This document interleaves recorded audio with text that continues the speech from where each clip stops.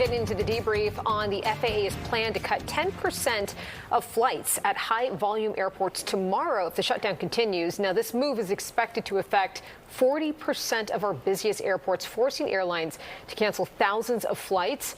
The Trump administration says reductions would help alleviate pressure on air traffic controllers who have been working without pay since the start of the shutdown. And joining us now to talk about the effect that this is going to have on travel is Clint Henderson from The Points Guy. Clint, thank you so much for joining us. Got it. All right, this is crazy because we are coming up on holiday travel. Everyone's booking their flights. What should people know tonight?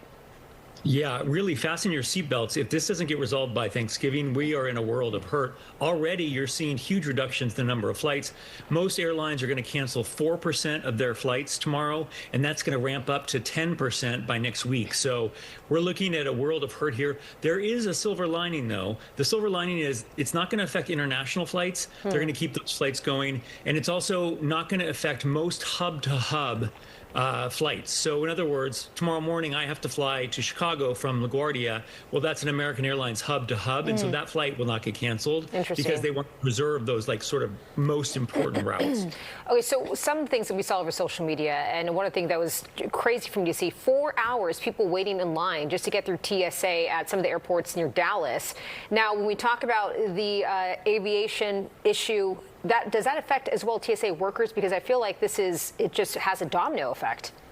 Absolutely. And you know what? We're just going to start to see more and more of this. Remember, these folks have been without a paycheck for some time. There's more sick calls. You know, some people have quit and gotten other jobs or going to drive for Uber or whatever. So, yeah, this is an issue. The good news is you can actually find out what's going on at your airport before you leave. So remember, knowledge is power. You want to know what's happening both at your departure airport and your arrival airport. Most people, if they looked at TikTok or Instagram and saw the huge lines at Houston, at that point, I would have just canceled the flight and rescheduled for another day. So, but we're going to see more of that as time goes on. Okay, let's talk about traveler rights, because a lot of these rights are tied into the federal government. And if that's shut down, what kind of rights do you have if, say, your flight gets severely delayed or altogether canceled? Yeah, so the good news is all your rights that you already had are in place, and the airlines have gone a step further and they're giving travel waivers. If you're traveling in the next week or two, the airlines are going to let you totally rebook, cancel, get your money back, rebook the flights for a different day, or just cancel. You don't feel like traveling. Some airlines are letting you get your money back and you can just, you know, give up on the trip.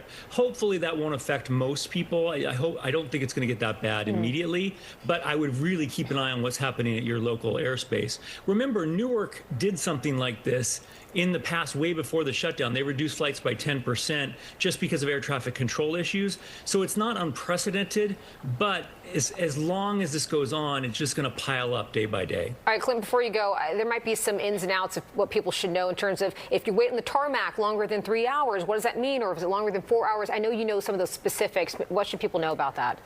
Yeah, so if you're stuck on the tarmac, after 3 hours, they have to bring you back to the gate. That's law. They get huge fines, so they really don't like to do that.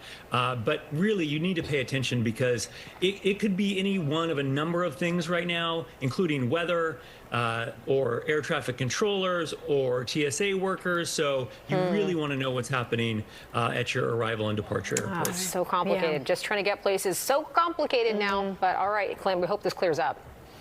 Yeah. From your lips to God's ears. All right, Clint, thanks so much.